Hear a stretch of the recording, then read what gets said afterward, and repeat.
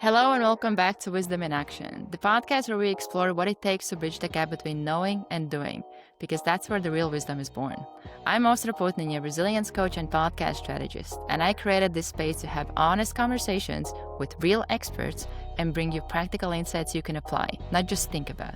Today, we are joined by Girisha Andrea Steigler, a trauma, transgenerational abuse healing, and grief recovery specialist and expert orgasm coach. She's also a founder of ImpressO Method and the Conscious Woman Academy. Interesting.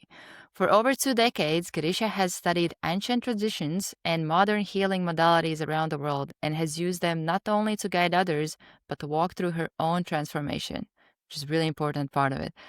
She helps women release shame, heal transgenerational wounds, and reclaim confidence, joy, and sensuality through holistic, body-based healing.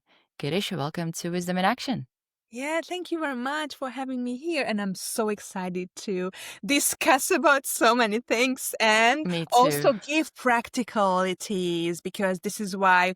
And I'm so happy that you are bringing in that it's not enough. Just read, just hear, but we need to do in action. Yes. Yeah, I'm looking forward to this just from the conversation we had before recording.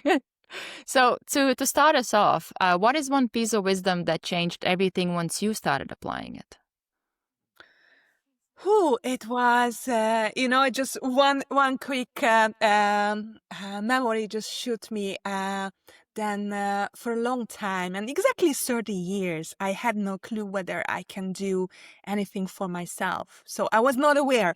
I was living up absolutely based on my patterns, unconsciously, just going in a flow in the different way, just not in the present moment and going with that, but let myself just I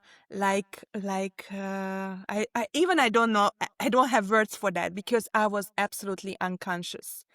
And when I realized, so I think this was one, when I realized that I have another choice. I have a choice in my life, and not others are making the decision over on me, and I'm just the follower.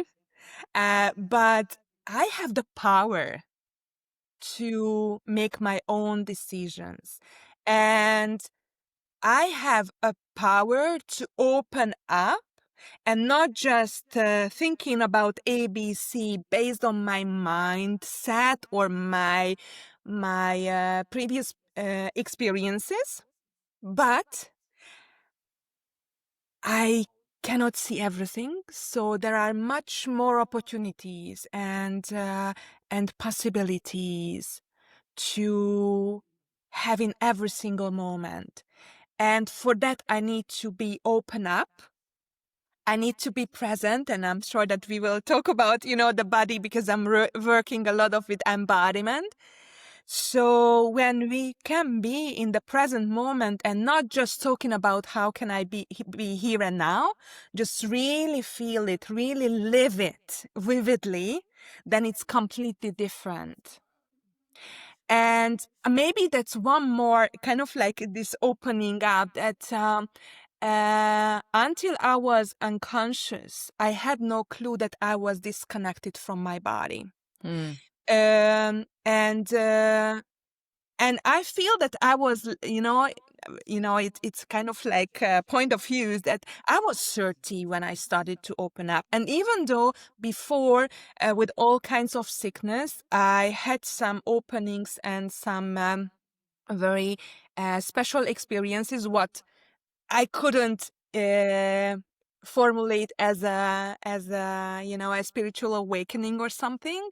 But later, when I started to go on my inner journey, then I realized that I had a lot of milestones in my life, what led me to really step into my mission.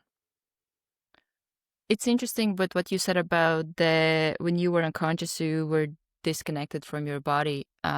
Are there any signs for our listeners to look for to know that you're disconnected from your body? When you cannot explain your emotions, or maybe, and it's really hard to describe because when we don't know what we don't know, it's really hard, right? When we started to experience something different, then basically maybe I can describe in a way that I'm always dreaming or desiring something, and I feel this is absolutely impossible for me, and for others it's possible, and I'm stepping into the same loops and experiencing the same situations. And there could be a long time when we started to experience on physical level. We have a lot of signs and we are not putting importance to it. But especially when we have physical issues, pain, or as women, different kind of feminine issues, as men, different kind of, masculine issues. We have a lot of stress we cannot handle. Or maybe that we cannot manage, or kind of like not to control, but kind of like we cannot manage our emotions. And so there are so many symptoms. Or in the relationship, I always feel that I cannot express my needs. Even I have no clue my needs. But this is the hardest part when I'm not until I'm not experiencing that it could be something different that I'm not aware of. And maybe I try to put in myself into the shoes when I was a long time ago. Then I had no clue I have a problem. I had no clue that my relationship was not working at all, because I came from a relationship pattern from my parents that there were always argument. There was always, that kind of like my mother was a hiding and run away all the time into the work. And this is what I started to do. And looking back, I lived in a 10 years relationship. And looking back, after 4 years, it didn't work at all. But I had no clue. And I think this is the hardest part, that we are not aware of it. Awareness, yeah. Yeah. It's like a fish that has been in water their whole life and you tell them they're in water. Yeah. But they're not aware of it. That's that they don't see it. And it is because as you were speaking, I was thinking, what was it for me? Because a lot of times there usually is something that, or some glimpses that puts us in that moment of awareness where you notice something about yourself, or you see something, or you might have this thought of, I don't like this, something feels off. And a lot of times we dismiss it. But getting in, the way I describe awareness usually is that if we both were in a dark room and I had this ball that I'm throwing at you, how likely will it be that you'll be able to catch it? And the moment you start to turn the light on, you actually can see. And the same thing is another metaphor that I use is that a lot of times when we have guests over, we have this one room in our house. Nobody can go in there. All the stuff goes in there. Nobody can go there. None of the guests, nobody can go there. And what we do is we do the same thing with ourselves. We stuff things down. We suppress them.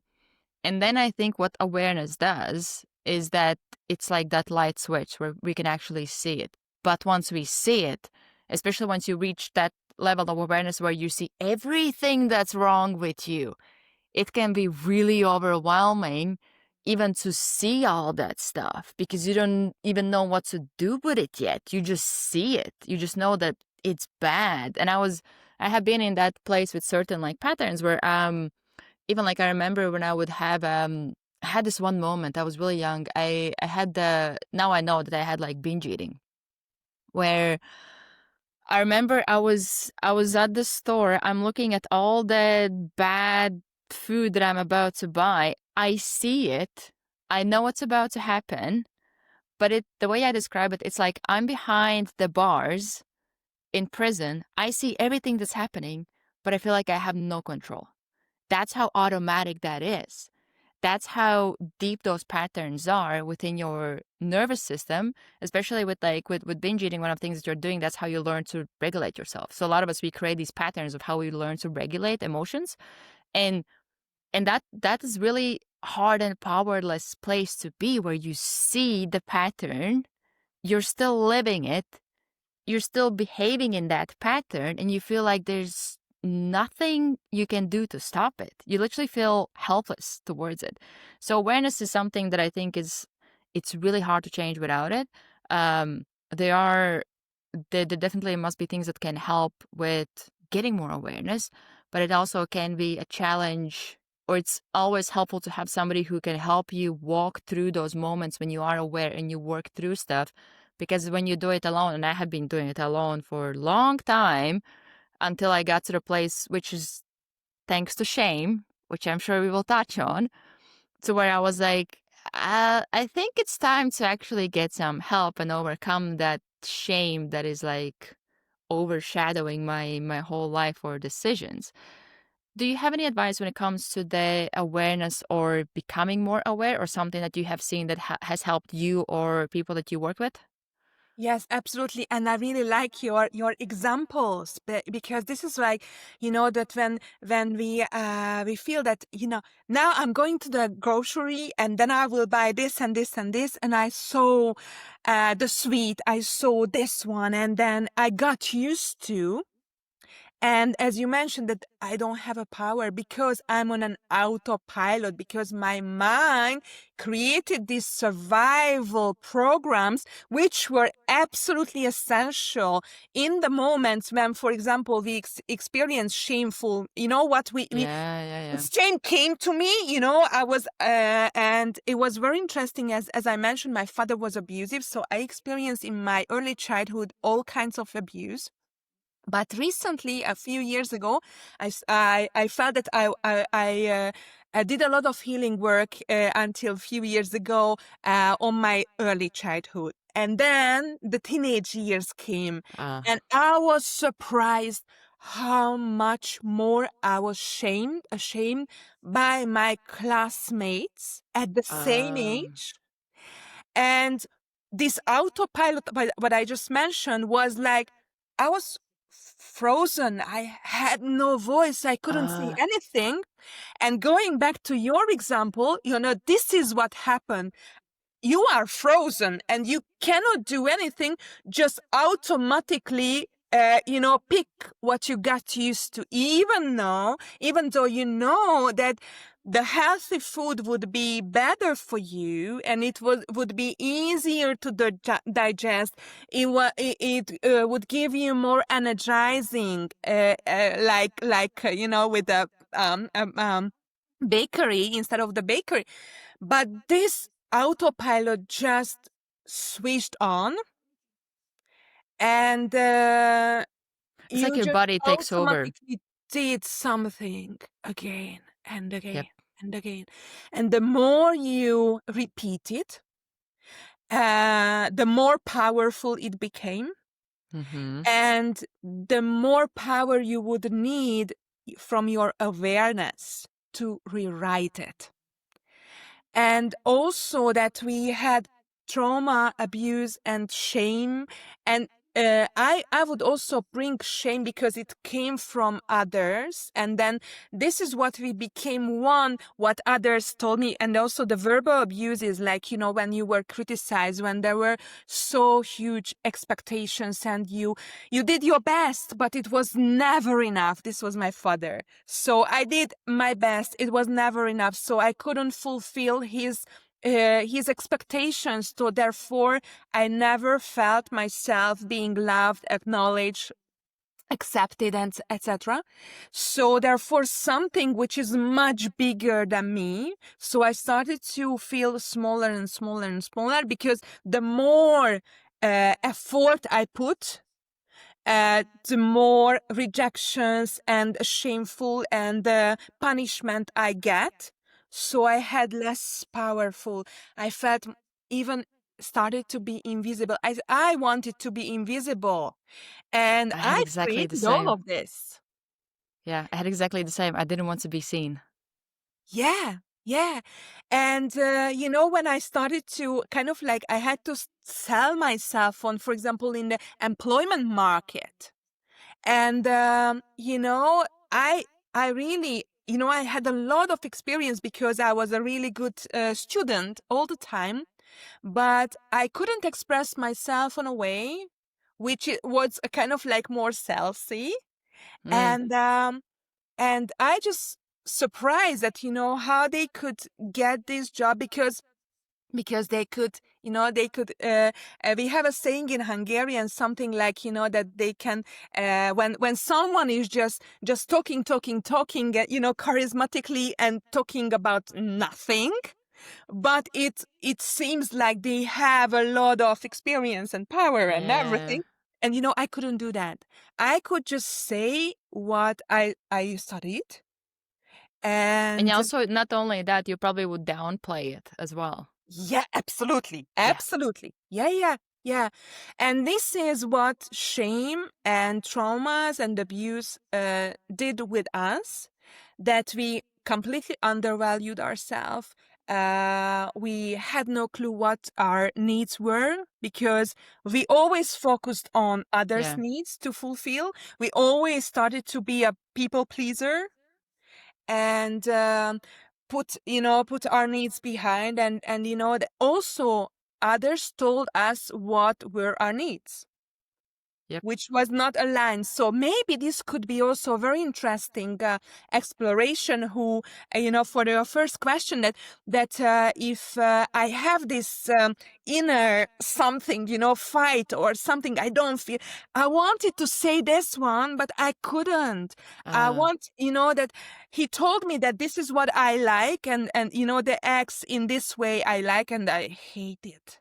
But I was not yeah. able to say that I hate it. So I was hated. So this is like, and then you can also translate into a different kind of situations when you really wanted to say no to someone, but you were not able to. So it could be like even asking yourself question, where do I act in not in alignment with how I would want to act? Or when do I say something not in alignment with what I actually want to say? Or where do I don't draw the line or boundaries, which is a big one as well when it comes to especially with like with the trauma, like big one is like when you grow up with that, and I think none of us are immune to trauma. We all have gone through some level of it. Um, Absolutely. and and with that, we then attach to all those stories, and that can affect. Big part is our self-perception and how we see ourselves, but then also like when it comes to, and I think this is kind of where I would want to go next, is with like women, the shame, especially around body. I think I'm not sure if there's any woman that has ever not had some kind of either insecurity or something that they would over fixate in their body, or how they look, that they would not like, or they would want to change, or they would have some shame about. Can you talk a bit more on that, since there's, when I was doing my dissertation in uni, it was quite sad, and in some ways it made also was kind of healing, but because it made me feel less alone in certain experiences where I was like, I actually got to conclusion. I'm like, I'm actually good. I'm not too bad. Seeing what other people are going through, because I would literally read how like girls at 10 years old, they're dieting, or they're comparing themselves with somebody online, or they see themselves as fat. You're a kid, you're a 10-year-old kid, and you already have all these conclusions about yourself and your body that are just feeding a lot of self-hate, literally. It's not even, oh, I'm neutral, I don't like myself. So many women, they literally hate themselves, especially younger girls when they grow up. Can you talk more on that? Yeah, yeah, it's like a big thing, and we all going through, because there are some images, and especially when since there is social media, Yeah. that and also the fashion, the this any kind of wellness and health market and industry. Based on that, we need to look like this, and I think this is one of my recent researches that around femininity. that we are searching for, and this was my exploration and my inner work, and then I'm happy to share, to really looking at ourselves on a different way, because until we look at the mirror and we have the hatred, we have the judgments, and we have any kind of negative even thoughts about our body, and we start to compare with others, then any kind of diet wouldn't work. You can just experience yo-yo diet. And I usually compare, kind of like making an example as like if you want to quit smoking, and if you are forced from outside to quit smoking, and you want to just fulfill others' expectations because you are going into a new relationship or a new environment, and you want to do something because there are different regulations or rules, most of the time it doesn't work until you start to feel inside. And I also, it was very interesting. So 21 years ago, when I started to do energy healing work, I started to gain weight immediately. Interesting. And I did all kinds of diets, and it didn't work until I get the point that I started to accept the current body figure, Yeah. and my body. And my body needed, and this is what I learned, and maybe it would help so many women, for the current stressful and challenging situation, my body needs this protection.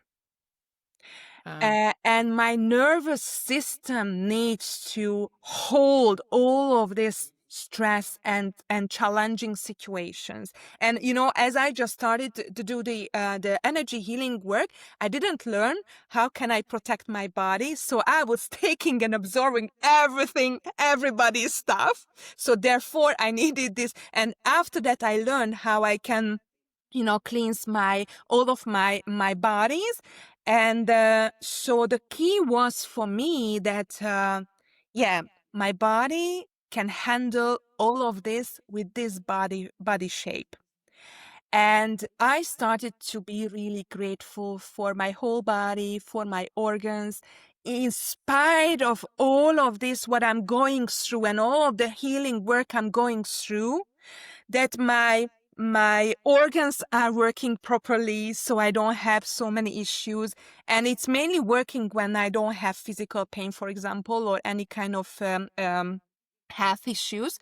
But and then I can also talk about what we can do if we already have it. So what I did, that I started to step by step, not just, I'm grateful for my life, I'm grateful for my parents, I'm grateful for my this and this in generally. I literally maybe start to journaling that I'm grateful for my blood system to flow. I'm grateful for my eyes to see. I'm grateful for my ears to listen so many things. So start to go deeper, because this is what you can embody, not just kind of like blowing the affirmations and gratitude. So kind of like focus more on your body and what you actually can literally embody. Exactly. Okay. And then start to feel it and embodying it, that not just, and maybe you can put music, a little music on that. And then after that, scanning your whole body, and from organ to kind of like different system, to go through and give gratitude for that. And asking them to really create a harmony, because our body, every single day, I'm so grateful to and fascinating about how perfectly our bodies are working. Because if there is an unbalancing, immediately there is a kind of like harmonization process starts. And for example, if one of my knees starts to pain, I start to create something with my body to really take off the weight from the painful knee. So our body is is just reflection of how we are thinking, what we absorb, what we take it on ourselves. And shame is absolutely, we started to believe what others told us, and we became one with that. And this is like, I'm saying that shame is like an invisible poison, which is going underneath our skin and, going in every cells of our body. And it's like, it's really hard to catch. So that's why it was hard for answering your first questions, because it could appear on so many different ways. And that's why, for example, I created the holistic method, because I was asked to, to narrow my niche and narrow my work. And I also had this inner fight that, no, I want more. I cannot do this, because I can see that everything is interconnected. Yeah. And now this led me to help in very special and problematic and, very complex situations. And what is like, I'm looking at everyone as a whole, because if I have an overweight and I have some kind of like imbalancing in different system of my body, there is also reflected on my performance, my mood, my relationships, my surroundings. So we need to look at the same time and finding the root cause of and the core of why we choose, what led us to this current moment. And this is how I can also help. And if it's possible, I would like to also share that, what I'm going through with my mom recently. So my father passed away 5 years ago, and my mom almost followed him, because she lived 71 years in abusive relationships. So she couldn't imagine, and this is absolutely, unconsciously, Codependent. she couldn't imagine her life without abuse. And luckily, that's how deep it can go. Exactly. And she had 2 or 3 surgeries, and the last one was absolutely a life-saving surgery. And she made a decision. And but last year she had some challenges in her health. And first she got a stroke, and luckily I was with her. And until we get to the hospital, it was a little bit better. And finally, there was no kind of like side effects or no remaining issues in her body. And after that, she had some issues with her spine, so it was really hard for her to walk. And she is very kind of like active woman, and she is getting 76 right in June. And after that, it turned out that she diagnosed with a feminine area cancer. And it was a shocking moment, because we knew that the cancer is a part of the healing journey. So when the cancer coming up and that this is in our body, then it means that we started to do the healing work already. And she was so committed for healing, and she really wanted to live. And I can tell that we gone through so many different things, but she is absolutely cancer-free for 3 months. Wow. And it was one of the most incredible healing journey. It was really tough. It was really deep, but we did the transgenerational healing together. And it was a big one. And then in this process, I really get a kind of like confirmation in a way that my inner, my insights to focusing on the holistic way of healing is really key, because I can help in these complex situations, because we needed to look at so many things. And I can also help in endometriosis, infertility, sclerosis multiplex, and also all kinds of feminine or even masculine sexual organ issues, because it's not just one core. Root core and source of why we, let's say, created, or why we are in this situation, because our physical body is just giving the sign to us that, look, you need to stop, you need to take care of yourself. And that was the other thing, that when we have some issues, we have a pain, the pain is always giving a message. And most of the time what we want to do, just suppress it. I don't want to feel it, reject it. Suppress it, numb it, avoid it. Yep. Yeah. And what we need to do is just a little bit slowing down. What we are doing every single day, we are focusing on others, we are running, we are so busy, we are doing a lot of things, but we don't have time for ourselves. And I think this is also part of the awareness, that creating few minutes a day, start little steps constantly every single day could Baby steps. bring you a huge difference. And it's, that just few minutes, or maximum even just 5 minutes a day, comparing for 24 hours, right? Just 5 minutes for myself, dedicating for myself. So it's not a big request. That when I'm just slowing down, I'm just coming into stillness and silence. And can you feel also that the space is kind of like how spaciousness is coming here? I was talking so quickly, with a lot of energy. But even with this, like, this is something that I have had one of my mentors tell me that, and I give it to some of my clients as well, with sitting with yourself. 3 minutes a day, just sit with yourself. Yeah. What you described is the perfect scenario. The other scenario is you sit with yourself and you're like, how much longer?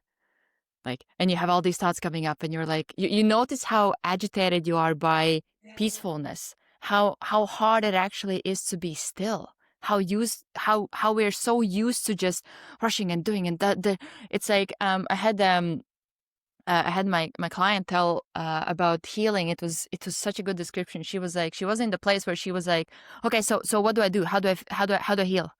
Like, tell me, what do I need to do? I need to heal. But instead, it's a process. It takes time. It's what you described, that like presence and slowing things down, which can feel so scary at first. Absolutely. So uncomfortable. Yes. So scary. For that, kind of like a mind hack, that set your alarm set your phone. You don't need, that's first, that you can put away this, think about, when it will be over. And the other one is that what will happen, because as you said, it's so scary, because this is the space where you can meet with yourself. Maybe you haven't met before. And if it's so scary, just do with someone you trust first, and kind of like have the practice, then you can feel safe. Because if we are ashamed, if we have an abuse or trauma, then we don't know how to feel safe at all. And I have a very special trauma healing massage, and everyone how I have done this, and also in my courses, I'm doing in the first few exercises and practices how we can create safety inside. Because even most of the time, even since we perceived, we don't know how to get safety and kind of like connecting the safety resource inside. We are always catching from outside, and if we have it, it's okay. If not, then that we have the lack of it. And that's why we are unbalanced. That's why we are criticizing ourselves. That's why we are self-abusing ourselves. So kind of like here in this space, when I'm slowing down and in my presence, and I'm focusing on my breath. Maybe this could be also very interesting, just focusing on breath. Maybe just the out breath, whether I can focus on.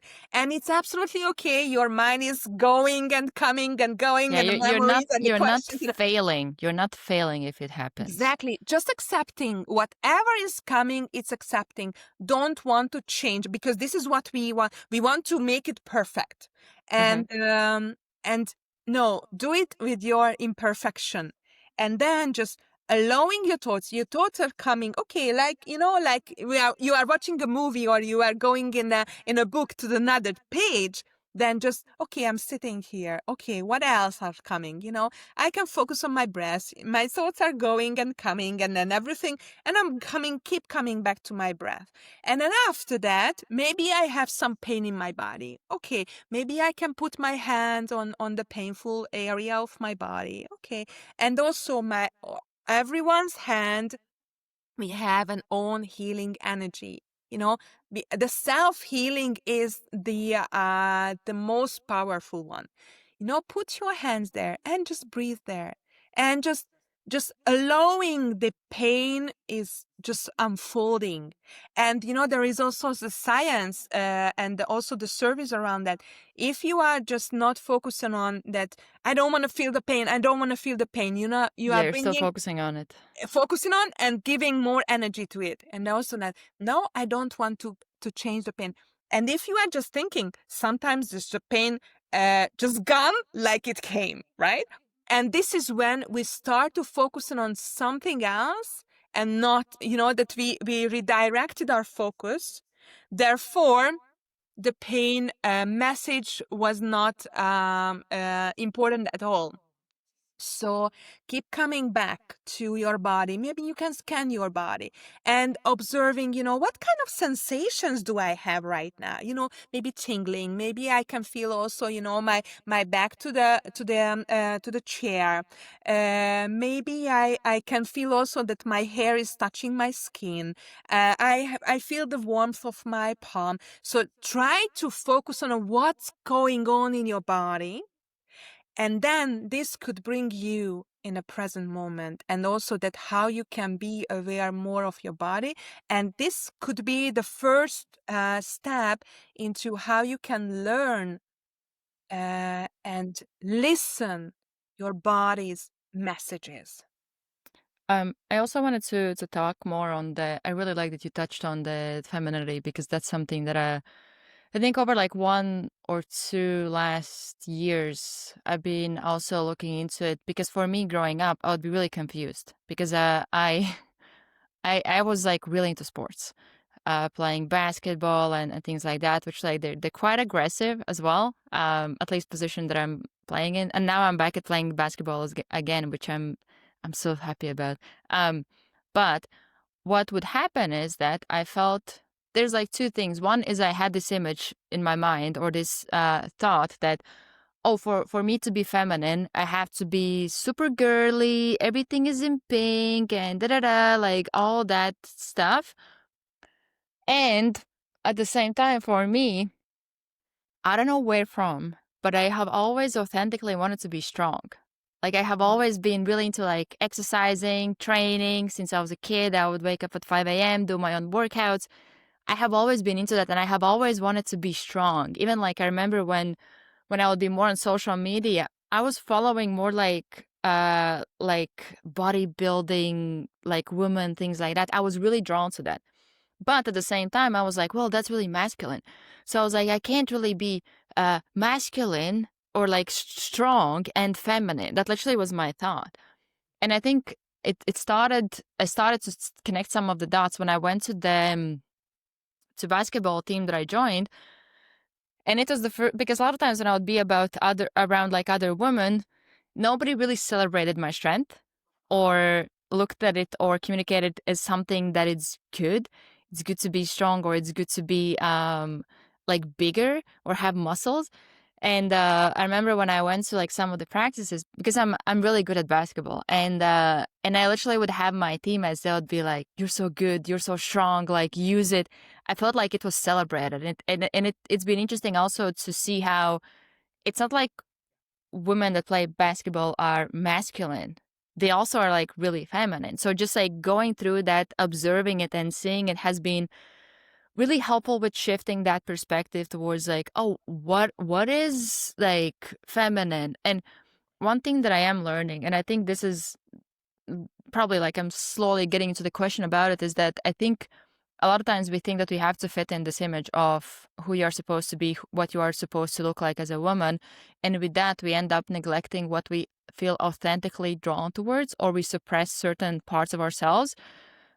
Where for me, I have always said it has never been my goal to be skinny. Like I have never had that goal. Um, I would be maybe like afraid of being fat, which I have been several times. But I had never had this vision that, oh, I wish I was skinny. And it was always like, I want to be strong. But then I would feel like, oh, that's not right. You can't have that based on the society around me. What did you say or suggest women who are still exploring, trying to understand, like, what is feminine? Am I feminine? How to connect with it? How to find it that is aligned with me, what I am authentically? Yeah, I love this question, and I think that the first I wanted to talk about my new approach of femininity. So we Okay. started to explore the word differently, and now we are in the era when we are free to explore so many things, and there are different kind of trends. We want to, as you mentioned, few that, skinny and strong and bodybuilder, and we are labeling, which is masculine and which is Ah, feminine. true. And also that we are in a modern society when we are, as you said, that we are exploring ourselves. We are learning more about ourselves, which was not allowed. There was no space like 100, 200 years ago. And what we want to do, if we are just thinking, maybe even just 100 years ago, a year ago, there was also like a housewife's rules or something like this, how they need to look like what they needed to do. And somehow we want to follow the rules. And as you also mentioned, that give me what I can do, right? But It's I actually a have a good good point that news and it's the kind of bad news at the like, same time, that there are no these rules, because we can find our freedom, and this is like, that we cannot grab. Okay, this is my role model, and I really want to be like her. yeah, I cannot do, because my history, my stories, my patterns, and my mission is completely different and from others, and completely unique. So therefore, the hardest part, I need to find out what means. And then I think this is really, really challenging and hard question. What means femininity to me? hmm, How I want to look like, what I feel, if I'm just imagining myself. And then it was so beautifully you described, your concern and your story, that the feminine woman I really want to be strong, but at the same time, kind of like maybe sensual and seductive and alive and vital and vibrant and confident, that fine. Maybe you can create a list for yourself and asking yourself, and you can absolutely pick from different, your role models. This is what I want. This is yeah, what I want. And then after that, you can see your global picture. And the other thing is that, as I mentioned, that we are labeling masculine and feminine, but don't forget, we are embodying both. And sometimes we really need to be masculine and logical and to the point and focused. And sometimes we need be flowy with kind of like, that dancing. And then also that the feminine and masculine should be dancing and flowing together. So this is what we can, and I'm really, I can tell that I'm an ambassador of harmonious relationships, which is the base that how I can create harmony inside of me and not fighting. There is no fight between women and men and women, because somehow the fight is inside of us. I want to be really feminine. I don't want to do this. I hate it. I ignored it. I reject it. No, we all, and then I think this is the beauty of it, that, you can be strong, but at the same time gentle, right? And I'm curious with this, because I think this is a big one that I definitely have noticed within myself, and I'm sure I'm not the only one, where for the longest time I felt like, oh, only one or the other. You can only be this way, but you can't be this way. Even like, let's say with I don't know, with being professional and providing service. I remember I had this, actually I have a good example. When I was in UK, I remember I was walking up the stairs and one of my friends was telling me like, oh, you're actually funny. And I'm like, yeah. And I remember thinking, I got this realization that when it comes to coaching or the way I would show up online, I would be like, well, I'm this serious person. I have to coach people. I'm a professional. But then when I thought about it, with the client work that I did, we would have so much fun. A lot of times we would be laughing, or it wasn't like, oh, now we have to work on ourselves. This is super serious. And I remember I realized I had this kind of thought that, oh, for me to be taken serious or trusted, I need to show up serious. And I think we have something similar also with certain parts of ourselves, where it's like, oh, just because I'm masculine, it means that I can't be feminine and gentle. And I know I had it for sure, where I was like, I'm only this way, so I can't really be that way. But then the more I start to look into it and connect to it, I start to see that it's not one or the other. It's about how you go, how they like play with each other. But do you have any advice to even start to explore that duality? Because I think a lot of times we're stuck on one or the other, and we're so afraid of what will happen once I go into that one. That's scary. That's not me, or whatever might be the story we have. yeah, absolutely. It's really important to learn. And I think most of the time, especially women, we started to use, and I know because in my 20s, I was in a high position. So how could I be a good manager? I learned from my male managers I was working with, that, what kind of tools they had. And I started to copying. And then I realized that it was not me. And on my journey, I started to do what is feminine leadership means. Because this is what, yes, and sometimes we need to be like this. So now, for example, I'm doing with passionate, with a lot of body. And then after that, I'm Yeah. just slowing down. And then femininity is, we are using a passive, but it's not like receiving. And then as women, we need to do we have a lot of roles, we have a lot of logistics. So we need to be so much in our head. But coming back to the body helps us to really release all the tension. And also, I'm also working with sexuality and intimacy. And there, we don't need to do anything. We just need to be there.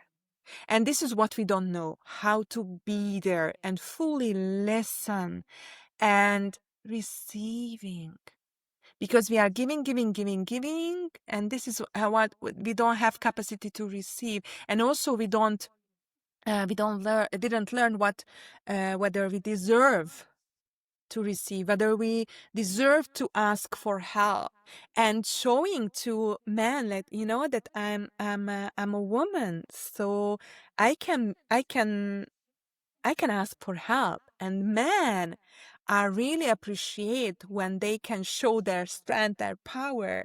Even just, I have a bottle of water and I cannot open it. And I'm just asking a man, could you help me? And you saved my life because I was so thirsty. And then, that it would be really good feeling for both of us. And so this could be also that, how I can be my feminine, slowing down, creating a receptivity, because For example, also that we are receiving men, that we are receiving men, and then most of the feminine organ problems, and also the infections, even the infections are about, or vulvodynia, vaginism is about that we received so much on a way we didn't want, or we couldn't say no. And we need to learn, and we need to retrain our body and listen to our body that it's safe to receive. And I understand that so many times when I was asking help, when I received something, then I had to pay extra, or I had so extra things what I wasn't expected when I was kind of like naively asked for help. But so this is the beauty of this inner journey. And you also mentioned the serious. We are taking our life so serious. I'm doing this too, and then I need to remind myself that playfulness and laugh and smile is so important. Yeah. And when we can bring it, the flavor, and maybe playfulness and gentleness and smile is absolutely feminine. And just, you can also make also a list that what is masculine for you, what is feminine for you, and start to see how you can create more into your life. Because we need both, and we need harmony. And nobody in this, I think this is very important message, that nobody can tell you what is good for you. Nobody can tell you how you can be a feminine woman or how you can be a harmonious woman. Just you, and learning by doing. And you can Doing, take keyword. example. Yes, and try. I really like to do these small practices. That's why I mentioned few minutes, and try it out. And also, we are in a hormonal roller coaster all the time, and our moods are always different. There are no two same or even similar moments in our life. So therefore, at this moment, I like dancing, but tomorrow morning I felt that I don't want to move because I just want to cuddle myself, and it's so good. And just finding, looking for the pleasure, the pleasure not just in a sexual way, pleasure what makes you smile. And just, that, can I start my morning in a way that when I'm looking at the mirror and I'm smiling at myself, no matter what kind of wrinkles I have, no matter how my hair is looking, just, can I fun of myself? Can I get an appreciation to myself, and not just looking for, the mistakes, and, and so these small things are so important to really find a way how we can enjoy ourselves, because that nobody will do it for us. We are giving, and also we are thinking that others will give us. No. Until I'm expecting from my partner to love me, but I have no clue how I could feel being loved, as I learned really well from my father. Then, I couldn't, my tank of missing of love, couldn't be fulfilled at all. I need to start with myself. I asking myself, what can I do for myself to feel loved at this moment? Maybe a chocolate. Maybe just a smile. Maybe just an appreciation. Oh, at this moment I feel so good. So anything. And then just looking for, kind of like seeking of pleasure, seeking of good feelings, and just enjoying every single moment. Because that's why we are here. Yeah. So I wanted to talk a bit more on the accepting your body, because it's something that I think when it comes to body shame, I literally have, and I literally was at that place at some point, I think, where, and I have talked to few women about it as well, where I would give them an exercise to look at yourself in the mirror naked. They can't do that. They're literally terrified of the thought of it. That's how much shame there is. They can't even look at themselves. And I know I was in that place as well, where even like I'm not super comfortable yet with being taken pictures of. I'm okay with them being taken, but I remember there was a time that I was like, anytime any camera would be towards me, I would be like, get away. I don't or I get like kind of like weird in front of the camera. I'm like, what do I do? Now I think I'm a bit more comfortable with it, and also I'm more comfortable being like in front of camera. Like it's not that being in front of a camera or like videos, it's not as bad. But I know for me, big one was the body being seen, and especially all the angles from which you don't want it to be seen. And even like I realized when I was really young when I became aware of it. I think I was like 16, 17 years old, where I was like, oh, this is why I don't want people to hug me. I think they're gonna feel everything that I'm ashamed of, or I don't want them to see or feel. That's literally I was at that place. I had so much like kind of the shame, and I don't think it was hate necessarily. It was more so the shame of my body. And there was literally nothing to be ashamed of. I'm looking back and I'm like, what? Like some of the pictures, I was convinced I was fat. I was, I was, I don't want to say like skinny, but I was like, I was exercising so much that I was just like the active kid. So I was always in shape. And I'm looking at those pictures and I'm like, wow, I thought, and it's so interesting that over the years that self-image has changed, where I look at that image and I'm like, I was proper like skinny. Like there was no being fat. There was not a clue of that. But I was so convinced that I'm like, oh my gosh, I'm so fat. I'm so fat. I'm so fat. And and with that you create so much shame. You create so much, and even like that can lead to even things like isolation. A lot of times I would avoid going to certain events or being in front of, not even being in front of people, even like with some like family gatherings, I would feel a lot of that, like that shame or those emotions that I'm like, I don't want to be here. And it's people that I know. So can you talk a bit more on that um, self-love? But initially, I think it's self-acceptance, and how to start there, especially when if there's somebody listening who has really that strong negative emotions when it comes to even thinking about liking their body. Mm. Yeah, you know why I'm so touched? Because yesterday I had an online course in Hungarian, and this is the 6 months program, and um, the topic was love, fall in love, and self-love. Ah. And this is what I'm talking about, and now I'm becoming emotional because what we taught about love, how we learned love, is so much abusive, conditional. So it's so hard to love ourselves in a way we really want or really imagine how it could be. Because even since I can say that since our perceiving, we might have been even just for a moment when there was unconditional love. Mm.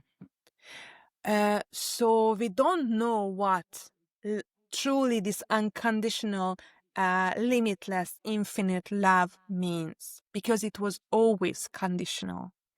We always had to pay something for love.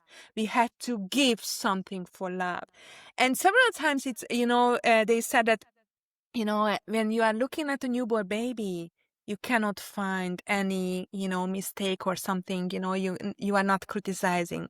But in our mind, we are always criticizing. Maybe we are saying, oh, so beautiful, but we can immediately say, oh, this is like, she doesn't have a hair or has a hair. Or so kind of like we are immediately connecting something for labeling, for judging, for comparing.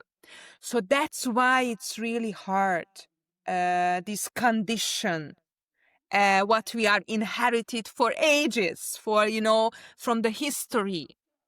And we can do step by step. And I'm also working a lot with a mirror. And last year I was in a festival when I had a lot of workshops, and there was a woman, and I was also working, I think that was about body shape, image and everything. This was like why we are hating our body.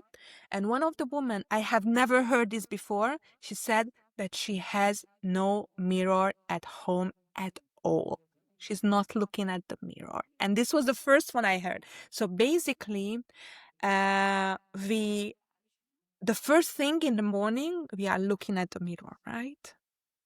And if I have a body shame issue, I have a body hatred, then and I want to cover my body all the time, then I suggest to start with your face and start to give compliments. And then this is one of my favorite morning ritual, that I'm looking at the mirror, and even I start to go criticizing, not just saying out loud, but in my head. Then I'm kind of like, I'm changing and shifting immediately that, okay, 3 compliments, what I like on my face, even my hair, or the color of my hair, or, that even I started to write like my wrinkles, because it shows that, that I'm aging, but I really love it. I'm comparing myself, when I was 30 and now I'm 51, and I'm more vital, and I have much more wisdom and experiences than I had before. And I have the power to make a choice. So finding something which is your strength, because what we learned, what were our weaknesses. So this is what we are responsible to reshape everything. So if you have any body shame issues, then first start the parts you like. Maybe you like your hand, and start to touch it on a gentle way. This, I like it, I love it, and just look in every single piece of it. Just more like you are putting under the microscope. So start the parts of your body you like, and then strengthen that. And then you are building your muscles as you are, with every practice. That this is also with this ritual that you can do. And you can also give a name of a ritual, that self-love or any kind of what comes into your mind. And then start the part of what you like. And then the more you are giving compliments to yourself, because this is what we haven't learned. So there are, a huge topic around it. I'm sure that we could talk more hours about Actually, this. with this is something that I noticed, that for me growing up, I didn't really have a concept of self-love or self-care. It just wasn't even a concept. Yeah. Yeah, absolutely. So we need to, and that's why it's so incredible that there are so many tools around the world. So basically, it doesn't matter. And then if you feel that you don't know what to use, just pick one. It doesn't matter where you started. And I remember that once at the beginning of my healing journey, I was look, I made a list of my to-do list, and then, I started to prioritizing, and I spent a lot of time just making lists. And then it was a kind of like also mind hacking trick. That, stop doing lists, just pick one and start do it. You And know what I call implement it? I call it feel good productivity. A lot of it. times we do stuff that makes us feel good, but it's not the stuff that we actually need to do to get better. Yeah. And also, I'm also more in the flowing way. So I'm less in the structuring, and I'm also doing how I can be flowy and within the structure. So which feels really enough space for me to really being creative and inspirational. So what I'm doing, then I have the list. And usually I'm picking as a first one, or maybe just the small ones. And that's why, as self-care, then just start with 1 minute. And then as you started to feel good, then you will have the need to spend a little bit more time with yourself. And then I also did so many, when I did, I learned and I studied Buddhist for 6 years. And for that, there was a really strict practice. We had to wake up at 4 a.m. and for 2-3 hours just meditating and contemplating and sitting in stillness and in darkness and so on. And I don't have time for that at this moment. So what I've done, and also what I've created, that I have 3-4 hours every single day, but not at once, just in these 5-minute breaks. So kind of like, now I will, finish. And then before we started, I just did a little dancing. So if I have a little break, then I'm just doing something which makes me feel good. And for that, I have 2, 3, 4 hours every single day. Without I needed to dedicate, and blocking a big time of my schedules. Yeah, it's something, actually, this reminded me of this thing I have, like my friend gave it to me.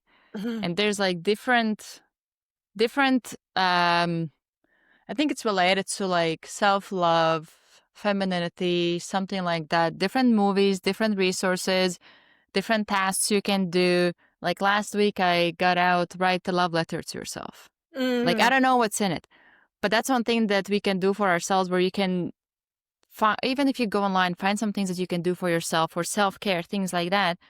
And then if you want to have like also some flow or some creativity, just draw it out and, oh, today I'm going to watch this movie, or today I'm going to go for like 5-minute walk for myself, whatever that might be, but just like finding something to start to practice it. Because even like with self-love, self-care, a lot of the times we have neglected ourselves so long that it feels so uncomfortable to even think about it or find time for it. So it's starting small, starting with baby steps, starting with something that is not too overwhelming, and then over time you start to get better at it. Before I ask you the last question, where can people learn about you, connect with you? Because I know we could go on forever. I think I will have to get you back on, because we're just barely scratching the surface. Yeah. Thank you. It was so amazing, and I'm so grateful that you could hold that space, that we can go. Even we went deep, but so many angles we have in these issues. So basically, you can find me at Girisha Andrea on Facebook, Instagram, YouTube, and TikTok.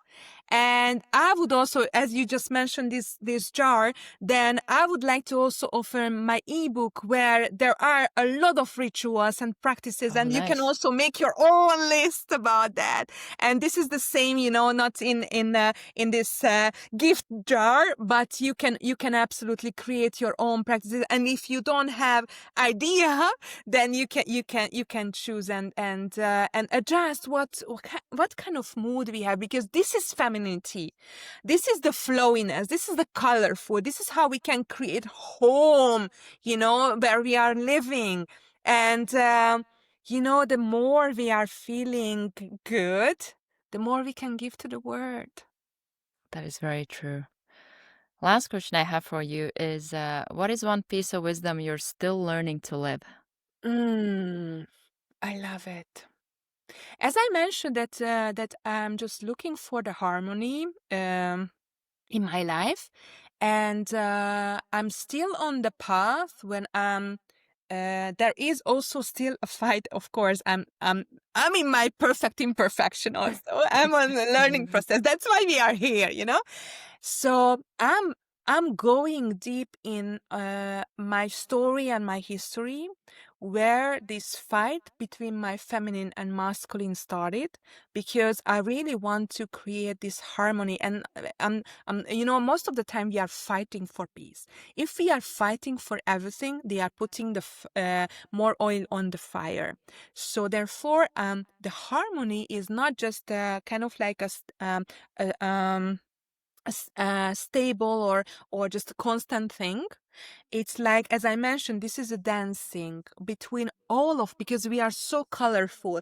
As a woman, we have so many archetypes, so many qualities, and we can play with it. And also, we can also invite the masculine energy, and then we can dance it.